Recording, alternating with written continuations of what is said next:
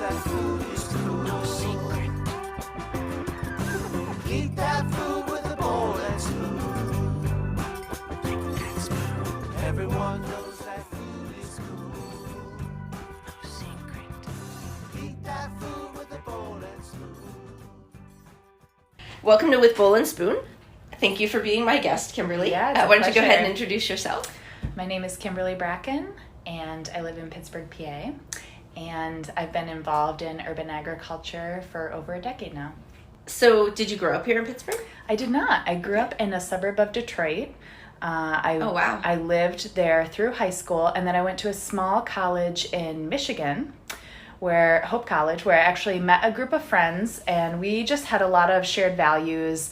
We were passionate young people who wanted to change the world. Of course. And we would have change the world tea parties, and we would sit around and drink tea and talk about how to be a good neighbor and how we could share resources. And so, in Such college... a completely different upbringing than me. I was out smoking cigarettes and drinking beer and Yeah.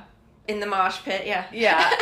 Yeah, so we decided to move to a city together, and they scouted out some cities. They visited. Oh, wow. How many of you were there? Well, there was probably a group of 30 that would spend time together in that way, but a lot of people were going to specific cities for specific jobs that they had gotten from graduating. And there was a group of 7 of us that didn't have that. We could just go, we didn't have set jobs someplace. You were so free floaters. We were yeah. free floaters, so we decided to stick together because we all liked each other so much. And we moved to the Central North Side because we wanted to move into a community that already had a strong community. And the Central North Side is very diverse. It has a lot of different types of people, racial, gender, economics, all just a mixture. And so we moved into that neighborhood, and we just asked people how we could support the community. And the resounding voice was, we have nowhere to get good coffee. Wow. People got coffee at the 7-Eleven, and they were like, we want a coffee shop. And there was the Monterey Pub, which people loved, but it was only open certain times of the day. And they said, we just have nowhere to hang out during the day. And so I had worked in a coffee shop before in college, and so had one of our other friends. And so, bold young people were like, we can do that. We were all like social work and religion majors, and, nobody was a business major, but we felt confident we could figure it out. Yeah. So we got a $30,000 small business loan from the Northside Leadership Conference. Wow. And we rented a space that had previously been an office space. It had never been a cafe, on the corner of Buena Vista and Jacksonia. Yeah, we transformed that space into a coffee shop. It's a very small space, so it was really cozy. We really wanted it to be a space where anyone felt welcome. We were kind of like anarchist capitalists. We were like, we want the homeless people down the street to be able to afford a cup of coffee. We want the neighborhood kids who come in after school to be able to afford a chocolate chip cookie. We wanted everyone to mix and mingle. And it worked. It was so beautiful. We had CMU professors hanging out with homeless people and having the most interesting conversations about life. Wow, what a social experiment. What it was wild. It was some of the best years of my life. And I actually lived upstairs.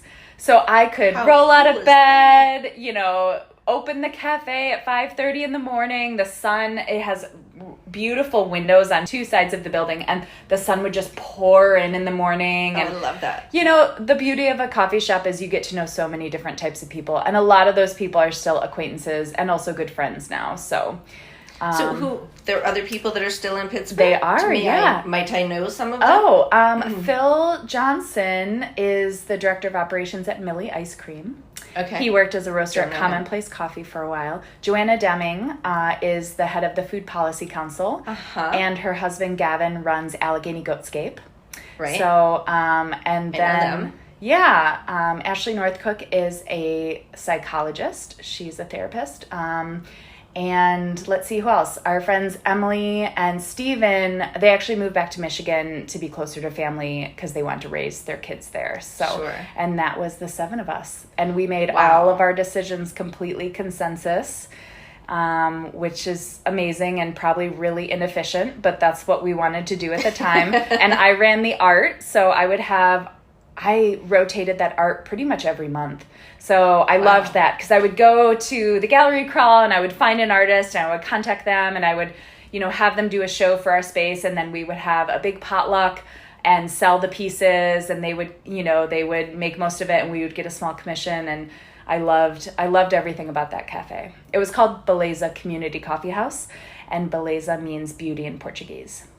We had this wave of Michiganders, I should say, because, we were young. I was 20 when we opened that coffee shop. I was still going to University of Pittsburgh. I transferred, and I was, I would go to school during the day and then paint the cafe at night. And so we were very young, and we had other people who were graduating college in Michigan who were friends of ours that didn't have plans, and we would just tell them to move to Pittsburgh. It was so affordable. We had this cool hub of people hanging out at the cafe, and we got about 30 people to move into the neighborhood. Wow. So we could we would just stoop, we would hang out on our stoops, and I had so many friends within a few blocks. That's great. So you created that. I know a lot of people say that they want to create a community and have all their friends move to a certain neighborhood. Yeah. You actually did it. We did. And I have to say, it's interesting, right? Because we did that. It was so positive. It made the neighborhood safer. And this is gentrification in so many ways. Yeah. It was beneficial to have a cafe a block from your house. So those property values went up. And we were educated young white people. So those property values went up. And I can't say that, gentrification is a double-edged sword. You're rehabbing abandoned houses. That's great. I love old buildings. I don't want them torn down. They're torn down every day in Pittsburgh. And I want those houses to be rehabbed and saved and bought or rented out, right? So the influx of interest in a neighborhood causes that, and I'm glad for that. However, it's not often affordable housing. It's expensive to rehab old buildings, so it doesn't always, become affordable housing, which is an issue. And when you have a bunch of white people move into a neighborhood, it can have that effect, and I'm sure it did. That the property, I owned a house on Boyle Street for 7 years with my then partner, and we saw even that street. It's not technically the Mexican War streets. It's right behind the library on Federal Street towards the hospital. And we even saw that street just get so much more expensive in the 7 years we lived there. So gentrification is real, and it's a challenge. How do you improve a neighborhood? How do you keep a mixture and a diverse group of people with different income levels in a neighborhood as you improve it? Yeah. I think it's really a huge challenge. And that's where being a good neighbor really comes in. Because, every once in a while I'll read some really inspiring story, and one comes to mind that I think I actually heard on a podcast. But this man wanted to repaint his house. And his neighbor's house was looking pretty rough. And he decided he wouldn't repaint it until he could also help his neighbor repaint his house. Because he didn't want his neighbor's house to look worse. Yeah. And he figured out a way to support him so they could both repaint them at the same time. Stuff like that, being a good neighbor. And I did a lot of work at the Children's Museum with teens in my neighborhood. And the way I would recruit those teens is I would wander around the streets and I would just talk to teens and I would offer them a job. And these teens didn't have alarm clocks. They had a really hard time coming to work on time. They didn't have parents to sign waivers for them to participate. I mean, they had incarcerated parents. They were involved in gang violence. And those are the kids that we need to reach, and how do you get them? You wander around their neighborhood. But those were my neighbors. That's the beauty of living in an economically diverse neighborhood, is those kids lived on my block. And I had this really interesting experience that spoke volumes to me. When I was biking home one day, I was turning onto Federal Street near Allegheny Commons, and it was dark out, it was night, and I saw this group of teenagers, probably like 12 to 16, and they were just rowdy, and they were on the sidewalk, they were turning the corner, and one of them just ran out at me. And I just that's froze. Yeah. I was in the middle of the street. I just slammed on my brakes and I froze. I was scared. And he didn't do anything. He was just trying to freak me out, which he did. And I looked at the crew of kids, and one of the boys had been in my summer program the year before. So I knew his address. I knew his parents' phone number. And I made eye contact with him, and he looked terrified. He looked so scared. And I just said to him, I just said, Devin, tell your friends not to do stuff like this. It could have really hurt me. And those boys just got so quiet, and they just walked away. And wow, it speaks so much to knowing your neighbors, because the only reason I knew him is because I was connected to my neighborhood. And safety, you know, we have these safety committees in these neighborhoods, and so much of safety is knowing the people you live around. I had drug dealers on my block. I knew they did drugs. You know, if there was, I mean, it gets messy, right? Because there's a safety thing. Like if I'm calling the cops on them, they know it's me because I'm the only one on their block that would probably do that. And, you know, it gets messy, right? Mm-hmm. Like how do you make your neighborhood safer and also be safe when you live so closely with your neighbors and you know your neighbors? It was one day at a time. How do you handle these situations, you know? And there's probably less drugs and there's probably less violence in that neighborhood. I can't say for sure, but, you know, because of the gentrification. And again, great that neighborhood is safer. Bad that it pushed a lot of people out. It probably pushed grandparents out that were raising their grandkids. Mm-hmm. It probably pushed out certain minorities that weren't making as much money as other people, you know, and eliminated some affordable rental units. Yes, absolutely. Yeah. Absolutely. So I love that neighborhood, and it's a beautiful, beautiful place for anybody that hasn't been there. The houses are just lovely, and it's a historic district, so they've been really well preserved. And the coffee shop is now Commonplace Coffee. It's a location of Commonplace, and that's the actual location that you guys have. Yeah, so we established it as a coffee shop, and it's still a coffee shop. Exactly, yeah, which is great, and it seems like they're doing really well. We sold it to a couple that opened Buena Vista Coffee, and it was there for a period of time, and then I believe they sold it to Commonplace Coffee. And quite frankly, it's such a small space.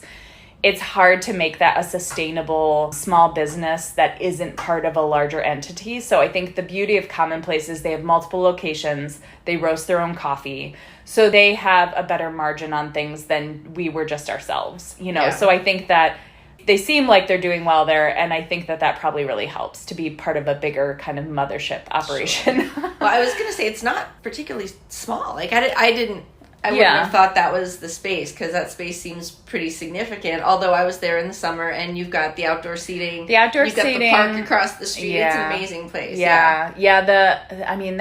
That garden across the street is just gorgeous, and it's really totally volunteer maintained. Actually, the beauty of Beleza, I loved it so much for so many things. I also never thought I would work with kids, but we had these kids that came in every single day after school.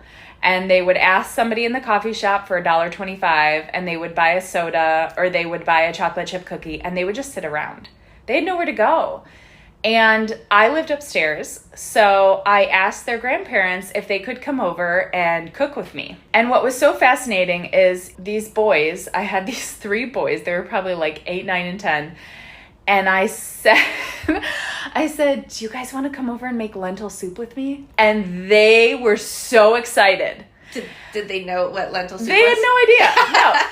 What I realized was these kids were just hungry for attention. The fact that somebody was going to spend time focusing on them, doing anything. We could have done anything. We could have done crafts. We could have baked a cake. They didn't care. They came up to my apartment and we would just cook together. That's really cool. So I fell in love with working with kids because it was like a light bulb went off. I just thought, how do you keep kids off the street? How do you keep kids out of gangs? You give them a space to be creative, to get paid attention to do something with their hands, to do something purposeful. You give them that space, and the other stuff fades. And it's not that easy. I mean, as kids get older, it's harder to engage them.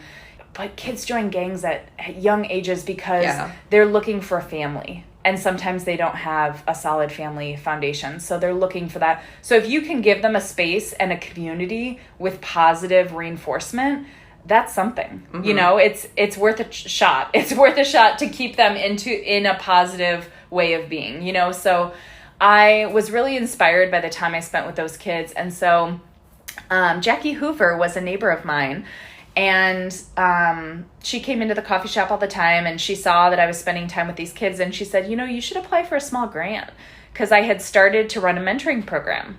And I used the local YMCA on the north side, and I got... Just ad hoc, like totally. On your own. I was just like, I'm going to do a mentoring program. Yeah, I'm just going to do... Kids need to learn how to read, and they're struggling. And this is a way we can spend time with them. So I got a couple of my girlfriends, and we rallied a couple of kids from the neighborhood, and the YMCA let us use their space for free. And we would meet once a week, and I got a bunch of educational materials for free. And so I was just doing it volunteer and just using my own money, you know, the $7 an hour I paid myself at Blaza.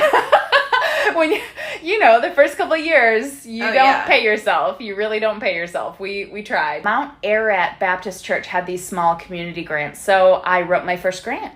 And I got a $3,000 grant for my mentoring program, which went a long way because it was a pretty simple program. It just helped me buy snacks. I was able to take the kids on field trips. In the winter, I think we took them ice skating one time. It was maybe 4 or 5 kids because I was also working full time still. So it was hard to do on the side. We would also just go to my place and make food and cook things. And I remember we did like gingerbread houses around the holidays. And, you know, it was a small group, but it was great. It was really fun. Egg dyeing and pumpkin carving and that kind of stuff. Yeah. I will say it was hard to do field trips because I could not always connect with the parents to get permission. You know, the kids are wandering the neighborhood, so they would just show up for the program. But as far as taking kids somewhere and having that permission, that was a challenge. So we didn't do a lot of field trips. But then I wanted a break from doing the coffee shop full time, and I had fallen in love with working with kids. So I got a job at the Children's Museum part-time running their Youth Alive after school program. It was an arts-based program.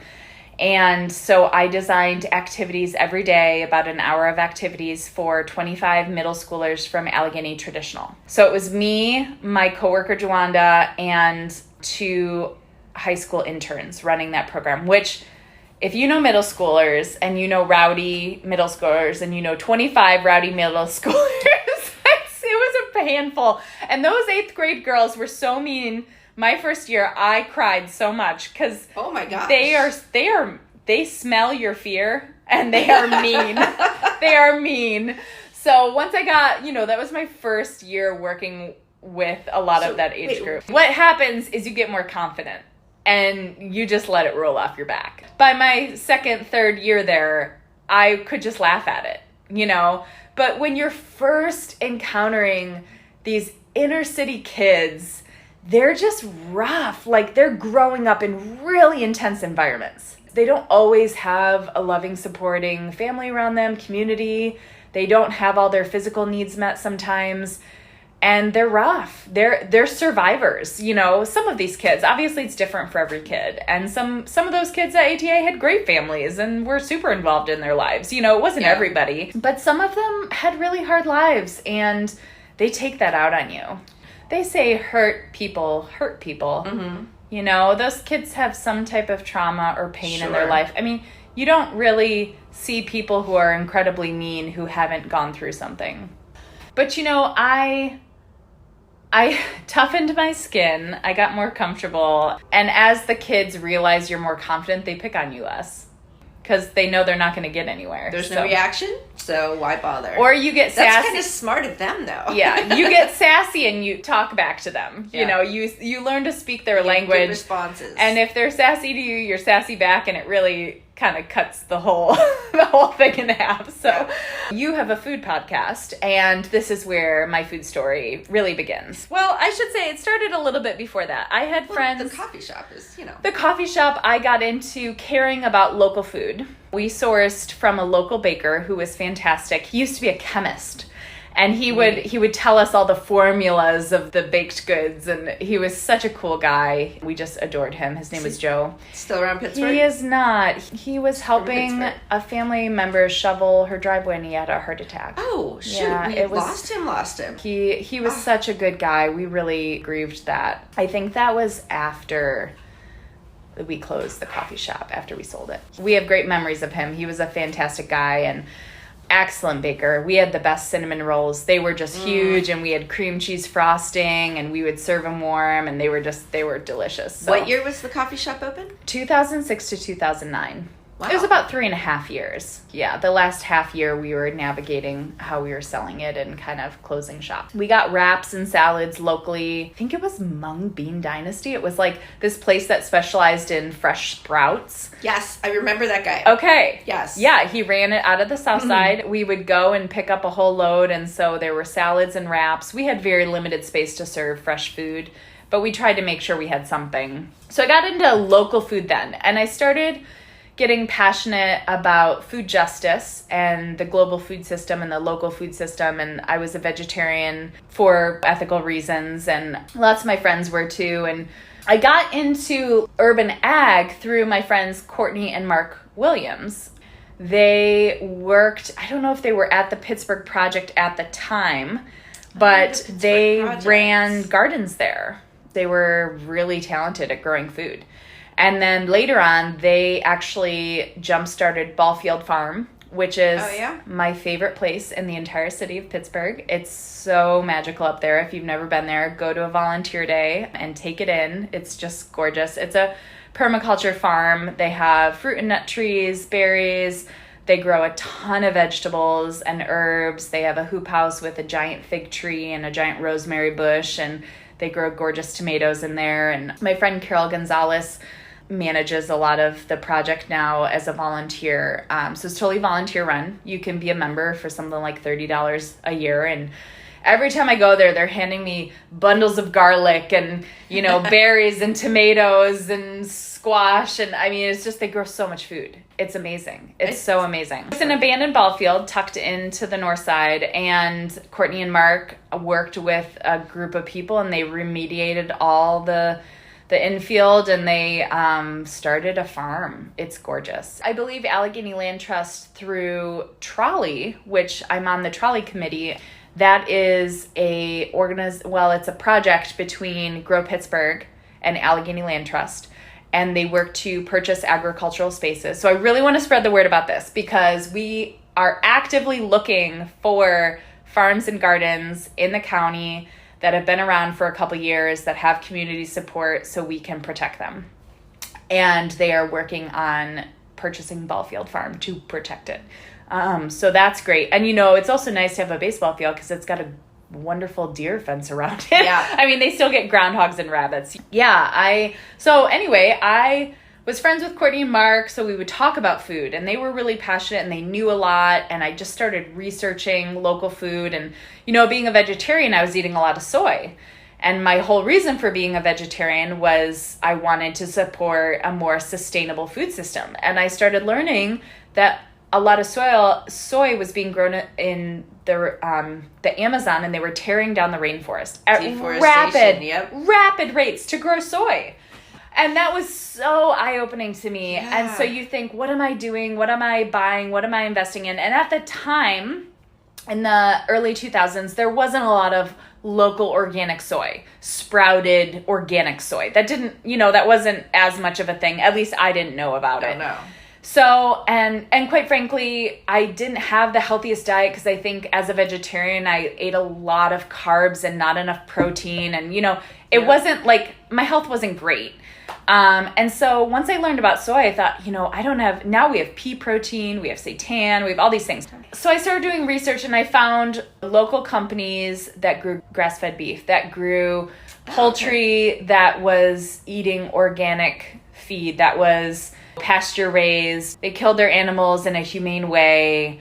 And I just, it felt really torn, because I'd been a vegetarian for 7 years, but, knowing that it wasn't serving me as far as getting the protein I needed and getting the vitamins I needed, and I stopped being a vegetarian after 7 years, and my health improved. I think just getting B vitamins from ground beef, which I should say, recently, I don't eat a lot of ground beef, but recently I was working with a food pantry at my last job. I was the food justice advocate at Homewood Children's Village. So I worked with a lot of food pantries. The goal of that job was to improve food security in and around Homewood. So we did food distribution, Homewood Children's Village is an amazing organization. I just adore the people there. They do such powerful work. They are such wonderful people, and I loved my time there. That's the job that brought me back to Pittsburgh, because I had left Pittsburgh for a couple years. I was working with some food pantries, and there was a food pantry in Wilkinsburg. I think it's just Wilkinsburg Food Pantry, maybe. They do amazing work. He said, we give out meat, but we don't carry ground beef. We don't carry beef. And I said, wow, that's really interesting for a food pantry. Why do you do that? And he said, because every pound of beef requires 1,000 gallons of water to produce the beef, as far as feeding the animals, watering the crops that feed the animals, and the whole production cycle. Right. That was the figure he gave me. Maybe it's slightly different than that, but he said, so we just don't, it's so consumptive. Whereas turkey and chicken, I think, is like a couple hundred gallons. Still a ton of water for meat, right? And I think about that, and I wish I wish my body did better as a vegetarian for those reasons, So anyway, at the time I got into local meat, and I started shopping. The North Side has a fantastic farmer's market, and it was 2 blocks from my house. So I started purchasing throughout the entire season of the farmer's market. That's where I'd buy all my stuff. And then I would buy bulk from the East End Food Co-op. So I found that we produced very little waste. We had very little plastic from food packaging. I was supporting all local growers. And then I learned about Penn's Corner Farm Alliance, where you could get all your local food during the winter. And that was amazing. You could put an order in, pick it up just like a farmer's market. So then I was really sourcing local food year round. And it felt so good, it just made so much sense to me. And so then I'm at the Children's Museum, and this is all kind of happening at the same time. My awareness of food, my passion for gardening. I had a community garden plot in Old Allegheny Gardens in the Central North Side, started by the famous Randy Gilson of Randyland. He started that a long time ago, painted that fence yellow. I learned how to garden in a community garden. So, I'm still very passionate about access to community gardens, because now it's my job. And I'll talk a little bit about that in a minute, but I just came into it paying $30 for a plot, throwing tomato seedlings in, and asking people around me how to garden. And, it became my job. So people say, do you have a background in horticulture? And I did eventually get my permaculture design certificate from Phipps Conservatory.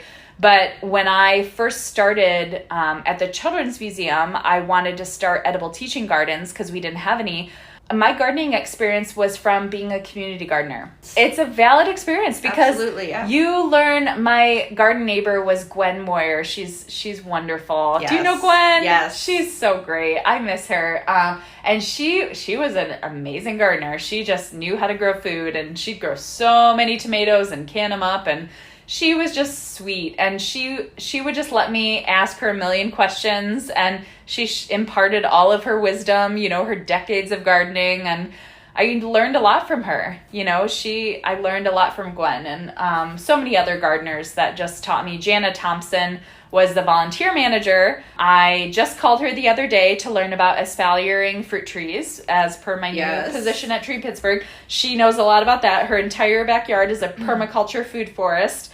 She's done a lot for the urban ag community, and now she works at the food pantry, increasing food security. So I just think the world of her. She's such a cool person, and she knows so much, and she's always willing to answer all my questions and have me over and show me around her backyard. And I used to take my teens, the gardening programs that I ended up starting at the Children's Museum, I would take them on field trips to her backyard. Oh yeah, that's a great field trip. She always hosted us. She's 2 blocks from the museum, and she was so generous in hosting us. So anyway, she was the volunteer manager, and I have to say, if you want to learn how to manage a community garden, talk to Jana, because if somebody didn't, she was a hard nose. If somebody didn't weed their plot for 2 weeks, she was on them because those weeds impact other gardeners. Mm-hmm. They go to seed, they seed in other people's beds, and then it's a problem. And so she really was an amazing volunteer coordinator. She donated so much of her time to those gardens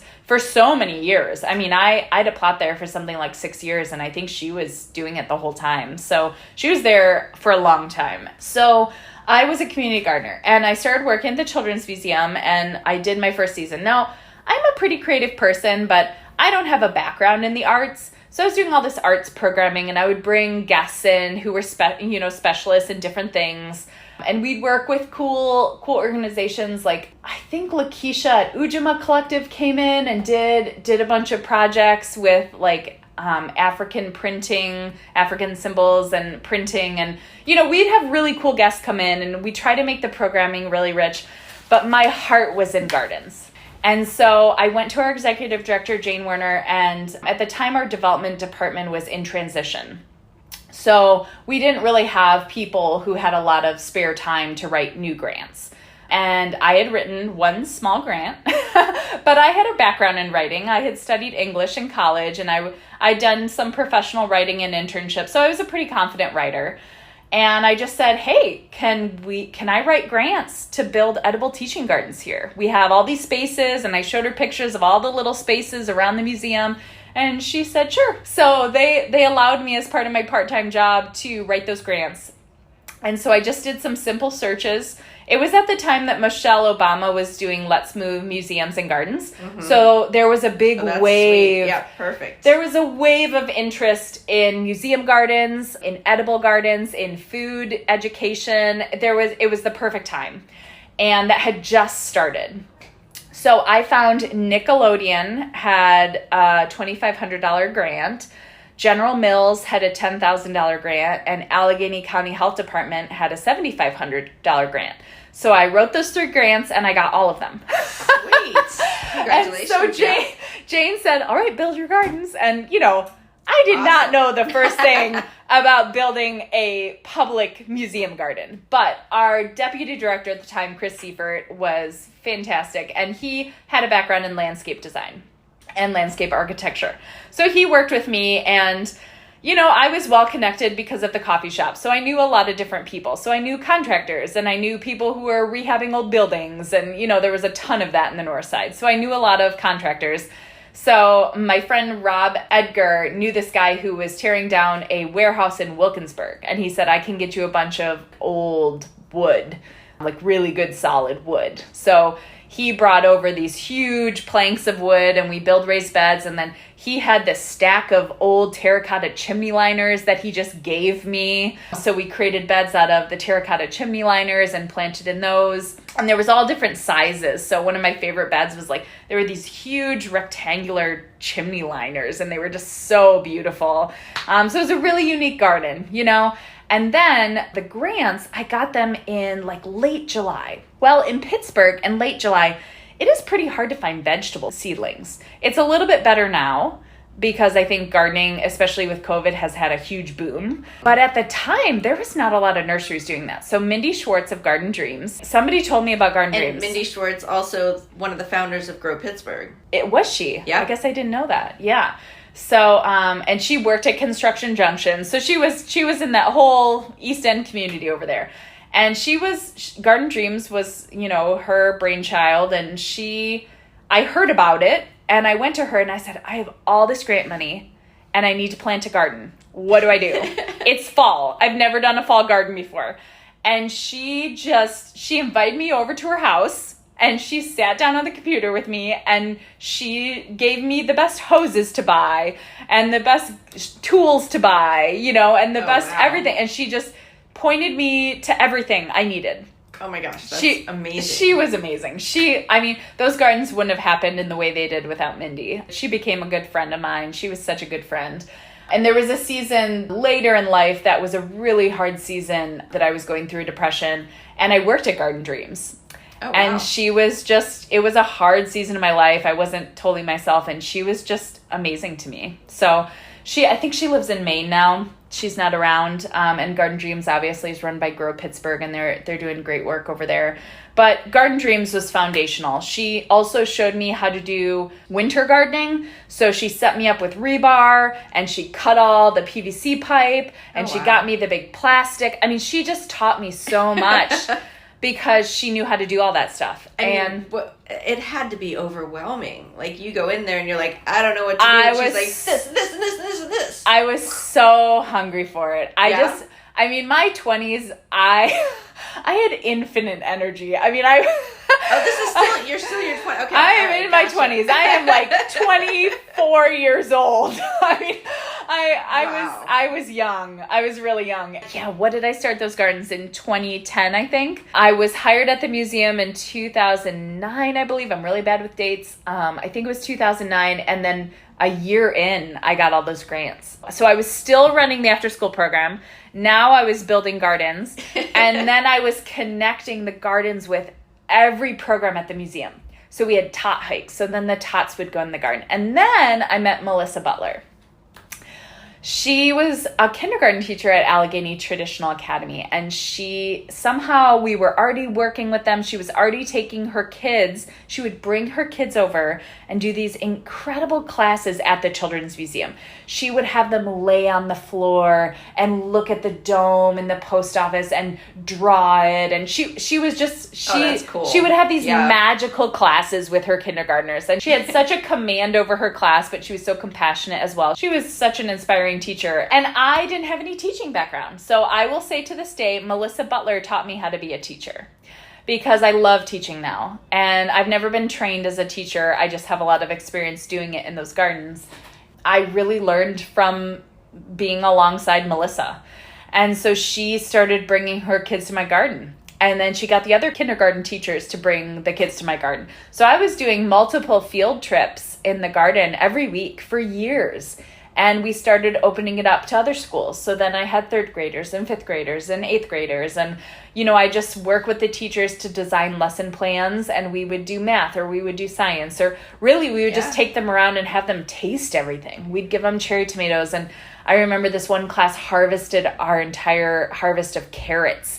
And then we made ranch from scratch in the garden. So magical to pull out of the ground. And we make ranch from scratch and hummus from scratch outside in the garden. And then they would taste everything. And then we'd harvest the lettuce and make a fresh salad and put edible flowers in it. And I mean, it was an amazing job.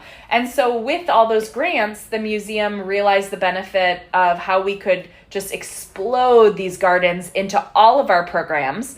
And they gave me a full-time job.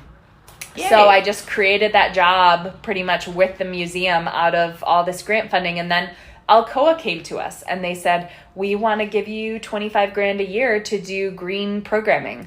So that's how Food City Fellows started. So that was the teen educational employment program. So we employed teens. We would pay them for 6 weeks. They would take a vacant lot in the north side and they would create a community garden.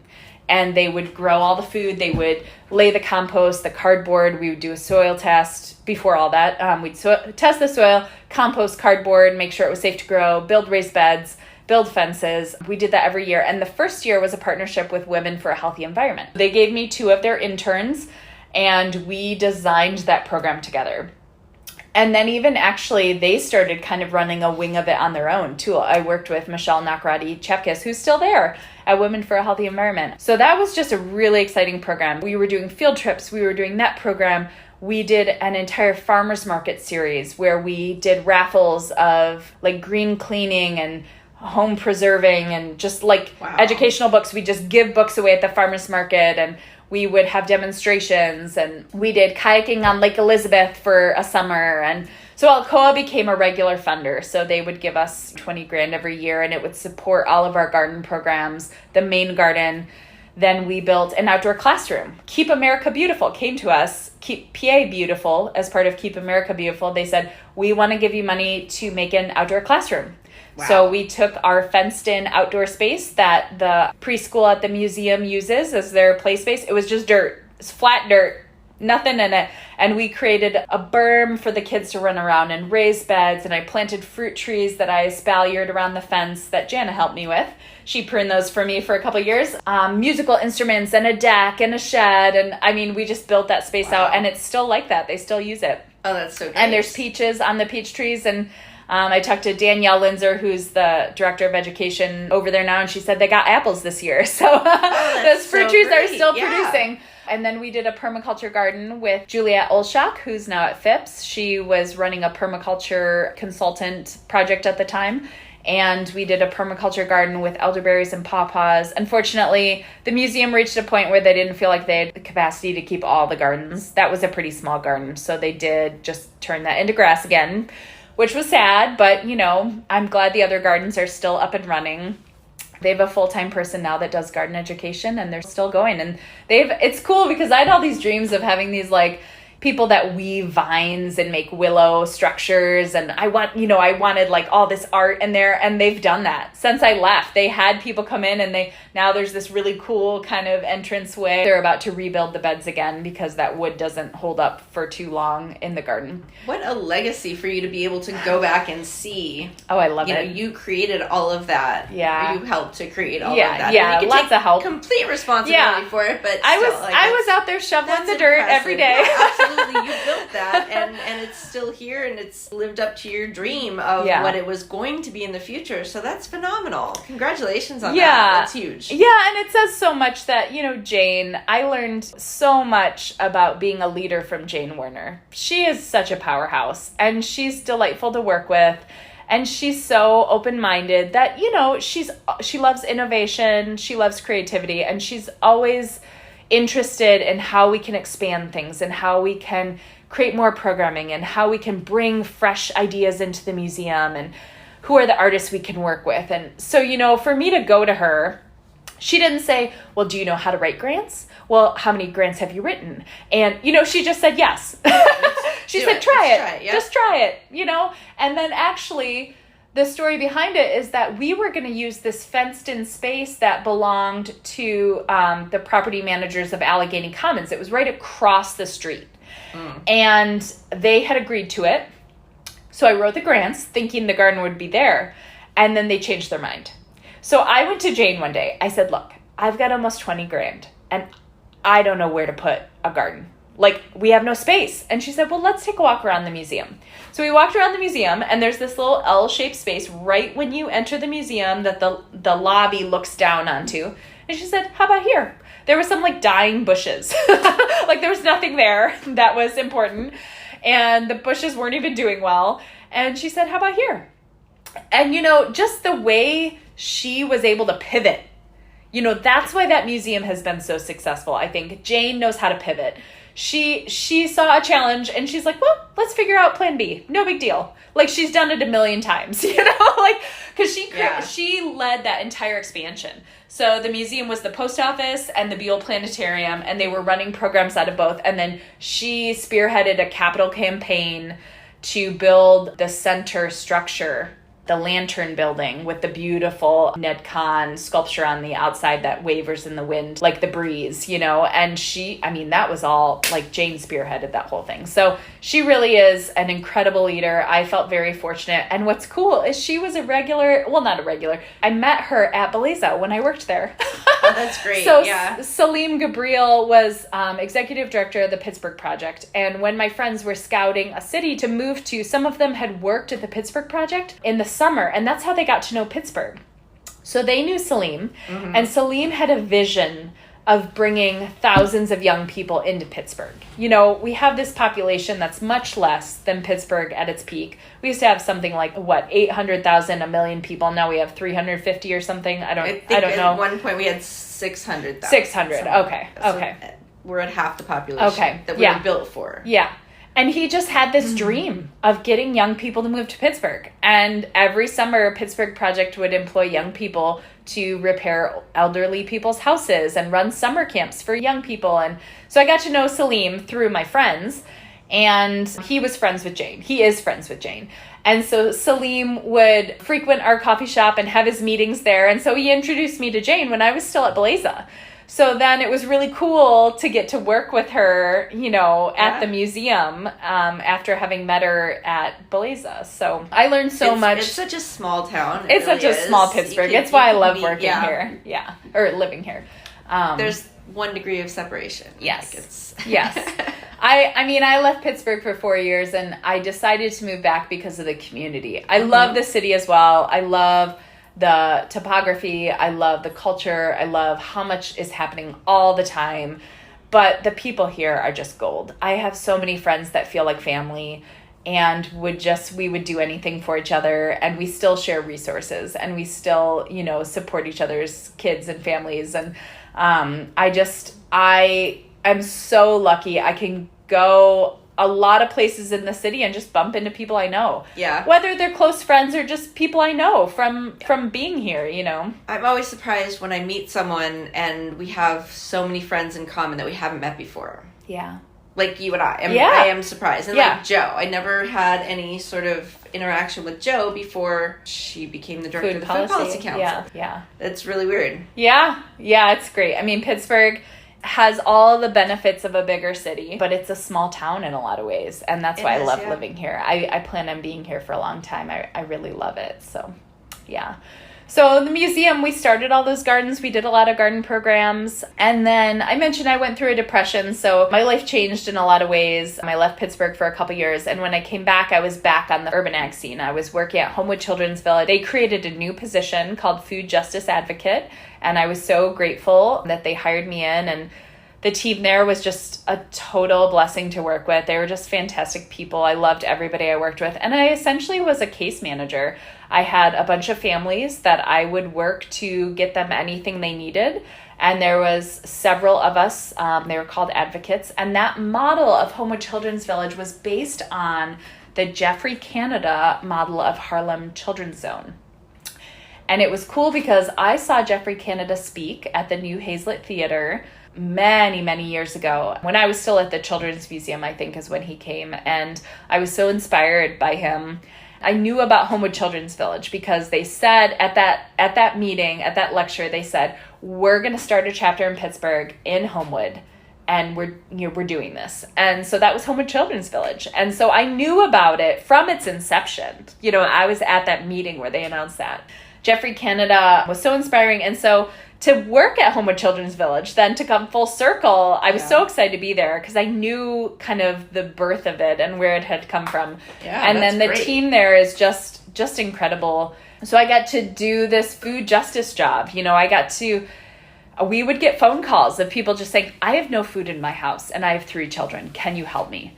And CCAC in Homewood actually has a food pantry and they opened it up to us.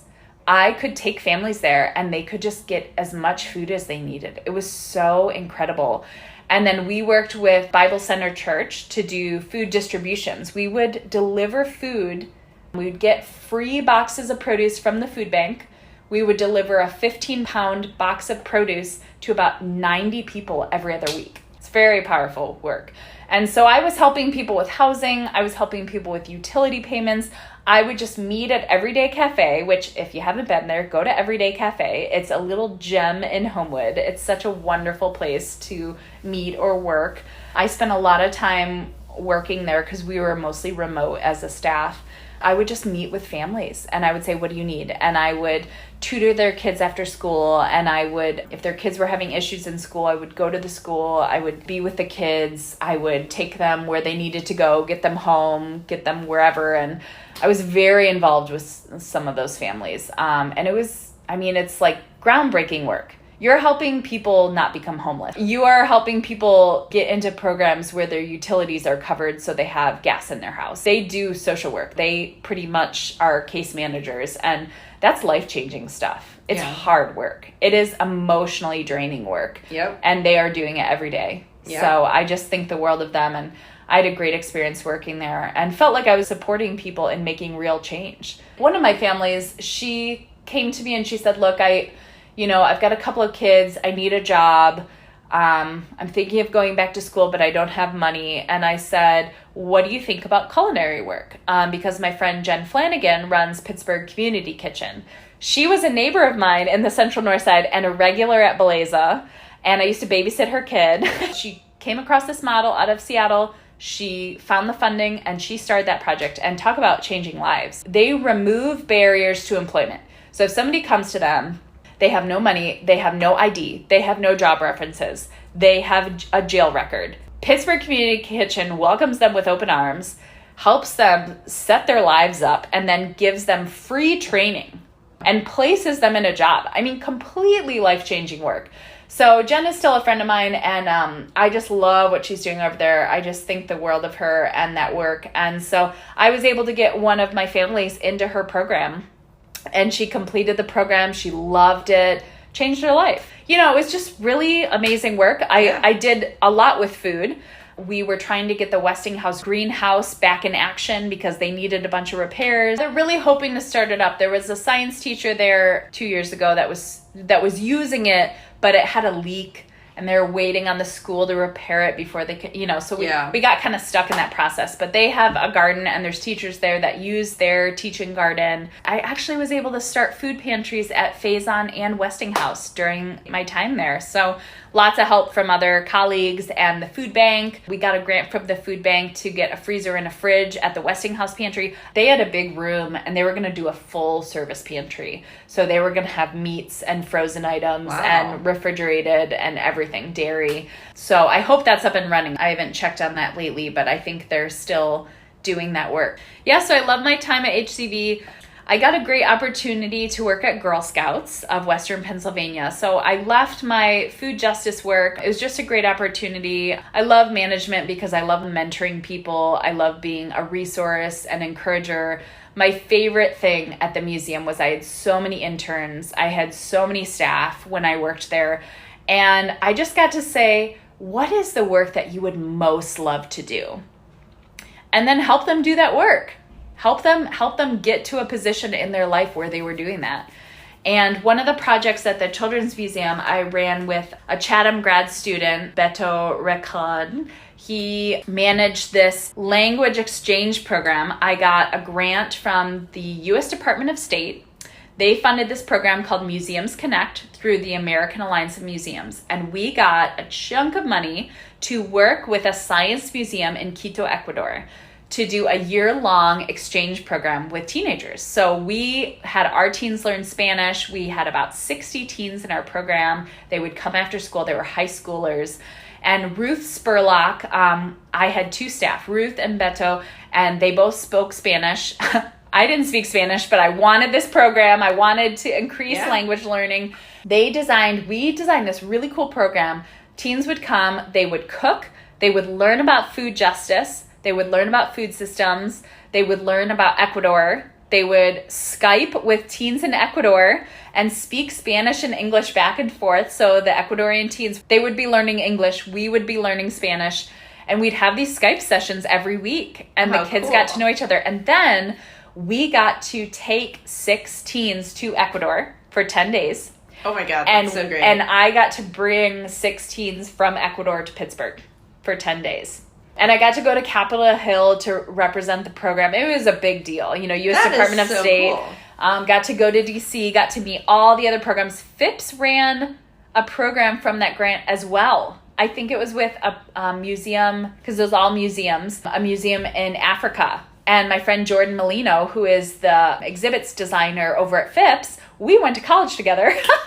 We took photography classes at Melwood Screening Room through Pittsburgh filmmakers. We were like in a photography class, then went off and both got into the plant world. And she ran a Phipps program and I ran a children's museum program. So we got to go to DC together. That was super fun. So she designs those exhibits at Phipps. She does I just think she has the coolest job. I think I have the coolest job now, but she also has a really cool job. So that was a really cool exchange program. And what I loved working with Beto and Ruth and all my other staff that ran the Food City Fellows program. And, you know, I tried really hard to pay people a livable wage from those grants.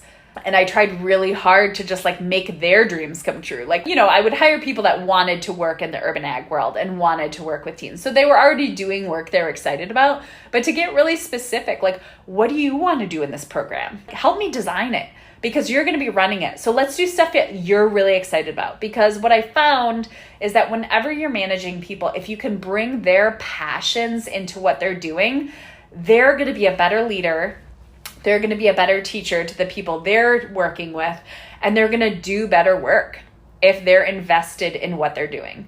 So I just have always loved, you know, being a leader, director, manager, whatever, because I was able to help people grow personally and in their career with what they wanted to do. And I loved doing that. So I got this opportunity at Girl Scouts to have a staff of 30 people. I was a Girl Scout growing up. I loved Girl Scouts. So it was a big shift in, coming from the food justice world to being at an organization where my work was not really surrounded that. But, I was there for 9 months. It was a good fit in a lot of ways. There was things there that weren't as great a fit as I'd hoped. So I traveled for a couple months and then I applied for this job at Tree Pittsburgh. I am the Giving Grove program manager. And the Giving Grove is an organization out of Kansas City, started in Kansas City, and they planted 100 urban orchards and decided to expand to other cities. So they would talk to an urban ag organization or a tree organization and find a partner in that city and support them with some funding and do like matching funding and then plant urban orchards. So they are in 14 cities now. They are in Dallas and Denver and Cincinnati and Seattle and Omaha and St. Louis, just all over the place. They're a really cool organization. So they met with Danielle Crumrine, our CEO, and said, we'd love to be in Pittsburgh. This has been a long time coming. Tree Pittsburgh has gotten calls about fruit trees for a long time. They just never felt like they were going to get into that. And nobody here was a specialist in that. So we've always just said, sorry, we can't do much. And so Danielle felt like it was time. There is a demand. People want to grow fruit trees. And Grow Pittsburgh would get people who wanted to grow fruit trees, and they didn't have a program. And to my understanding, Danielle said they definitely gave us their blessing on this program because fruit trees are trees. They thought it made sense for us to take on this kind of wing in Pittsburgh.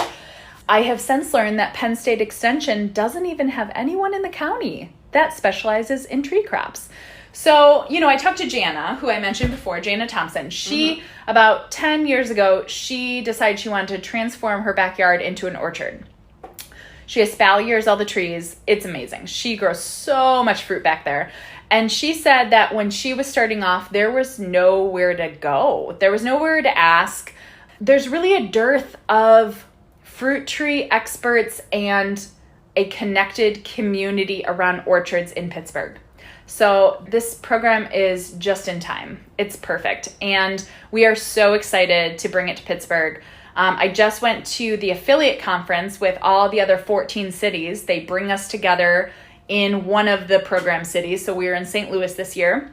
I just went for a couple of days in August. I got to tour a dozen different orchards, permaculture homesteads, urban farms, rural farms, urban community gardens. I just got to see every different model there was. That is so cool. How many trees constitutes an orchard? Great question. There is no definition. If you Google it, it usually says a collection of fruit trees. We worked with Giving Grove. We said, what's an appropriate definition? Because we have this agreement with them. We're going to plant 30 trees in the fall, 45 next spring, 45 the following year.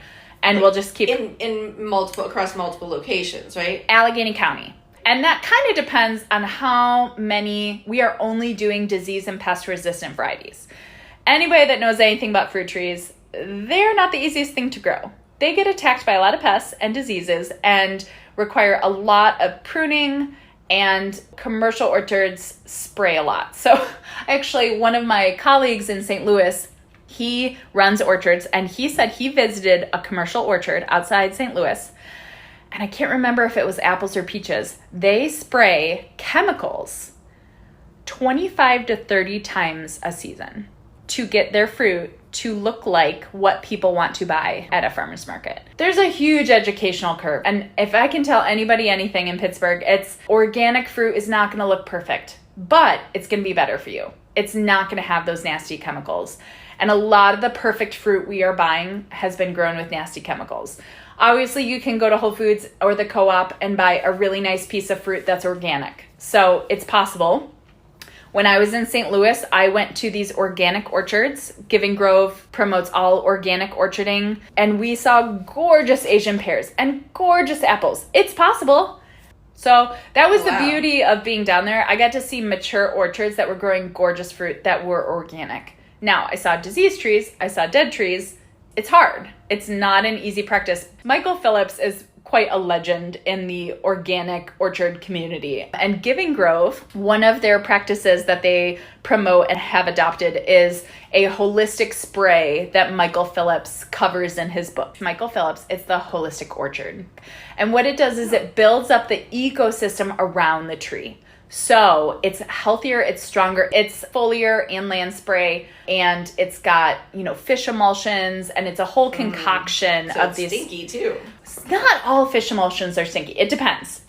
So the Giving Grove promotes healthy culture. So picking up diseased fruit, getting rid of diseased branches, picking up fallen fruit is like a very important practice, because a lot of things can be attracted to that and live in that, and also dead branches and fallen foliage, stuff like that. Good cultural practices, good sanitation can go a long way. And then these holistic sprays, I think they do 3 to 4 times a year. And I'll be helping all of the orchards do this. That's my job, is to support existing orchards and to create new orchards, and to make sure there's stewards that feel confident maintaining those orchards. So we're going to be doing workshops every season on pest and disease, soil health, maintenance practices, pruning, all of that. And so those will be free to the public. Anybody who wants to come, and we'll have experts teaching those. We have Jem Atkin, he's from the Fruit Tree Planting Foundation. So I have an advisory committee for my program that we pulled together from a lot of people in the field involved in orcharding. We have people from PASA, Pennsylvania Association for Sustainable Agriculture. Fruit Tree Planting Foundation is really cool. He lives in Pittsburgh, but they plant this guy. all I just haven't met him over the world. All over the world. They're going to Peru this fall. They're going to Honduras, Guatemala. I mean, they plant so many trees. It's incredible. I think I'm Facebook friends with this guy, because someone mentioned him years ago, and I was like, I need to get in on this. But he's really cool. He also published a book on home orcharding that I got from the Carnegie Library before I knew him. It was really funny, because when I got this job, I got a ton of books from the Carnegie Library on orcharding just to totally immerse myself in it. And I didn't know him or of him, and I got his book. And then when I met with him, he mentioned his book, and I said, that's on my coffee table. Didn't know you published a book. That's a great resource. And he's a great resource. I'm connecting with other just very experienced orchardists. Sturgis Orchard, Aaron Sturgis. He's been lovely to talk to. His fruit is gorgeous. I don't know that he does organic practices. I haven't spoken with him specifically about that, but certainly is an expert in pruning and maintaining orchards. I'm just connecting with orchardists because I think it's great to hear the different ways people prune, just learn the pests and diseases from experts who have been doing this for a long time. So, like I said, I don't know. He might use chemicals that we wouldn't use in an organic program. I'm not sure. He might be. We can idealize these things a lot. Well, thankfully, there are a lot of great sprays that are organically approved. So we will be spraying for pests and diseases, for specific ones that come up, in addition to the holistic spray that's going to build up the ecosystem. If there's a specific pest, there are sprays you can use. There's some things like black knot on a plum. It's mostly pruning, and once it attacks the tree, there's not always a lot you can do. But other diseases and pests, there are sprays that are organically approved, and we will be using those. So that's pretty important. There are resources that are not nasty chemicals that don't harm pollinators, stuff like that. And also when you're talking about the parks, when Tree Pittsburgh is tackling knotweeds so we can plant trees and reforest things, we're not eating those things, we're eating this fruit. So I think even if chemicals have their place, I'm pretty passionate about everything being organic, but if chemicals have their place, I think we should try our best to keep it off our food if possible. And that's what we're doing with these fruit trees. And you are, even with the organic stuff, you're spraying at times where you're not always spraying the fruit. You're spraying the tree before it blossoms, or different times during the life cycle of the fruit production that doesn't always have to do with the actual fruit being on the tree. So we do offer those resources, and we'll be teaching all that. What I found is I was talking about my advisory committee. So I tried to pull together a whole bunch of different people. We have Jen and Mike from A Few Bad Apples. They're a wonderful resource. They're going to be offering limited RSVP cider making workshop in the fall. that people can go to their house and learn how they make cider. So keep an eye out for that. We'll be publicizing our fall workshops in the next month or so. So we'll be putting those out there. And then, people from PASA, Grow Pittsburgh, Oasis Farm and Fishery, Jem from the Fruit Tree Planting Foundation, Garfield Farms, Allegheny Land Trust, Grounded, just like a whole mixture of people that have been working in this field. So we can really build a community of people to share best practices and to support each other, because what I'm finding is I have a list of about 40 sites in the county that are either farms or gardens that have orchard plants. And I'm doing site visits and I'm mapping those spaces so we know what's out there. And I'm also offering them free plants. I'm saying, do you want more fruit or nut trees or berries? And a lot of them are just so excited to have support. Somebody wanted a food forest and they planted trees, or just orchard plants. They planted trees, maybe from Home Depot, not disease resistant. They have all these issues. They don't know what's happening. They don't have training. Not everybody. There's people out there that kind of know what they're doing. Yeah. But a lot of places don't, and this is exactly why we have this program, so that I can become an expert to support all of these orchardists and connect people that know things that other people want to know. So it's a really beautiful new program we're super excited about. I've been sourcing pest and disease resistant varieties of fruit and nut trees and berries from local nurseries, and then we're going to put a big order in the spring, and then our nursery is going to cultivate them every season from that. So we'll do like a spring order, and then we have an on-site nursery, if people don't know, Heritage Nursery, and we grow seedlings and we collect our own seeds for a lot of them, and we do a tree adoption program where people can get free trees from us. What kind of trees are you planting in these orchards? Like the pawpaw. I don't know if you'll have that, because you mentioned you're doing semi-dwarf. Yeah. And pawpaws are not. Well, yes. So the pawpaw might get bigger. But what we're doing is Giving Grove gave us a list of recommended varieties based on their experience. So very disease and pest resistant that require a little bit less spraying, a little less maintenance, just don't tend to have as many issues. So they gave us a list of that. And then it's been a little bit of a scavenger hunt figuring out, because Kansas City, they have different local nurseries that carry things than what we do. So I've been working with some local nurseries, and then we will get some trees shipped in from, nurseries that are not local for the spring, just so we can have the variety we want.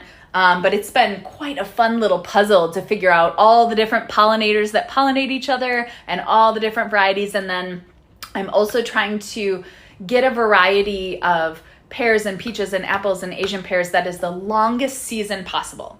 So, considering that we have late frosts, so there's like a variety of really early peach that's a little dicey, because if those blooms get frost, they're not going to produce any fruit. So trying to think about a good window of bloom time, given our late frost, that sometimes we get snow in April, and making it so that, for example, we're actually going to be planting an orchard at Farmer's Daughter at their flower farm. They're a flower shop on the north side that does beautiful arrangements. They have always dreamed of an orchard. We can plant anywhere in the county. So if somebody has... Where do they have their farm? Out in McKees Rocks. Okay. Yeah. So they have a big old space where you're probably going to do 15 to 20 trees. And so, for example... There's half your goal. Totally. Done. Totally. The challenge is, can I get all of the trees they want this fall?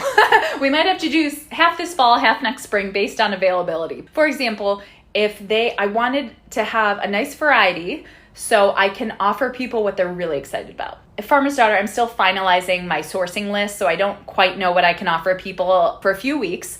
But once I get that finalized list, I can just say, what do you want the most of? Do you want 3 months of peaches, or do you want 2 months of pears, or do you want 3 months of apples? That is a clever way of thinking about it. Because so you tell them when they're going to have the fruit, and then how much fruit of each. Oh, that is brilliant. Because they might like peaches more than apples. So they might want all 5 types of peaches, and they might want 2 of each type. So they get loads of peaches, and they might not care about apples. But they might also want the widest variety. They might want one of everything, And so I'm making sure that if they want 5 peaches, that I can plant 5 that all pollinate each other. So it's been quite a fun little puzzle of pollination. That is fantastic. And also figuring out what we can get. So there's a huge list, like Adams County Nursery, is in Central PA. They have an amazing selection. They have a lot of disease resistant. We're super excited to order from them. And they don't always have every single thing available. And then you have to figure out rootstocks. You're getting graft. The rootstock is going to determine the size of the tree. So maybe they have the disease resistant type I want, but on a standard rootstock, which is bigger than I want. So it's quite a fun little puzzle to figure everything out, and I've been really enjoying it. Our nursery manager, Megan, has been really great to work with and has been doing this for a while, and her dad runs a nursery, Michael Brothers Nursery, that is local. He is the coolest person. I love being around him, and I went out to his nursery and bought a bunch of his trees, and I just have a lot that I'm excited to learn from him. He's been doing this for a long time, and he carries quite a few pest and disease resistant varieties, and it's been cool to get to know these local nurseries. They're super helpful. They're lovely to work with. And I will say this though, some nurseries carry what people want. So you're going to find a Golden Delicious apple. You're going to find a Rome apple. You're going to find a Cortland. Those are not maybe the best organic trees to grow. They're not always disease resistant. So if you love pink lady apples, you might find you have more challenges than some other apples. So a pristine apple or a Liberty apple that are just more disease and pest resistant. So, people who want to grow fruit trees, you should grow what you want. You should also consider if you're gonna use organic sprays. And I really just highly recommend disease and pest resistant varieties that are known to have less issues, because growing fruit is not easy. It requires quite a bit of maintenance, and I think it's worth it. That's why we're doing this program. It's beautiful. And I want to say a heart of the Giving Grove program is food security. We have co-CEOs, Erica and Ashley, in Kansas City, and they have social work backgrounds. This is about food security. So if somebody wants us to give them trees or berry bushes, the stipulation is that there's 2 people who agree to learn how to maintain them organically, water on site, although if there's not water on site, we might be able to figure something out, preferably water on site, and they have to donate a portion. That's part of the agreement. Okay. So if somebody wants, Farmer's Daughter, they are excited to donate some of that fruit. Food security is important. That is at the heart of this program, is we're not just giving away orchard plants for people to grow their own fruit. We want there to be a community element that we are feeding people that need food. That's wonderful. Yeah. So will Tree Pittsburgh also sell fruit trees, the fruit trees that you source? I know you have a goal to plant 30, but you're creating all this interest in this now. What if I wanted to buy 10 trees from you and do my own? So our nursery is wholesale. We think there may be wholesale interest with some of the people that we work with, entities we work with, but there might also be tree adoption interest. So we'll have to kind of figure out what we're able to do. So maybe there'd be fruit tree adoptions available that would be free to people. And really, as far as selling to individuals, that's really just a big decision for the nursery. I'm not sure that we'll ever do that. I'm not sure. If you wanted 10 fruit trees and were willing to donate and have another person help you, we would plant those for you. It's anywhere in the county, and it can be private land. But if somebody... I don't have that much private land for 10 trees. I've got 3. But I will just say, again, if people have to agree to donate a portion. Mm-hmm. And I don't know that we have a very specific amount, but we're hoping people are generous, knowing that they're providing food to people that need it. And I think that can be as simple as if you know somebody in your neighborhood that's struggling, giving them some of that produce, or a food pantry or a 412 food rescue, or, there's a lot of places you can donate produce. Yeah, so like 20% or something. Yeah, just something substantial that feels like you're sharing the love. So, because here's the thing, we want to plant on places that are protected from development. So not every adopt-a-lot unfortunately has that security, as you well know. So here's the thing. Farmer's Daughter owns their land, and they're like, we're not going to develop this space. Yeah. That's a great option for us. Whereas a community garden that somebody can come along and offer money to the city and just buy up that land and plow it and put in housing, we're not sure if we want to put orchard plants there. Maybe we will. But awesome. I will say I love advertising this program, because if somebody has access to a site that is not going to be developed, I hope they reach out to me so we can give them some plants, and we will help them plant them. They'll be invited to all of our workshops. And if they come to a pruning workshop and they just feel overwhelmed, or they have a lot of trees, I will come out and help them. So that is my job. I love being helpful. So this is like the perfect job for me. Like, I just love helping people. This I'm like, is sign me up. absolutely the perfect job for you, Kimberly. I will drive around and help people. I love your energy. I love your story. Thank you so much for talking with me. So much for having me. I'll talk to you soon. Okay.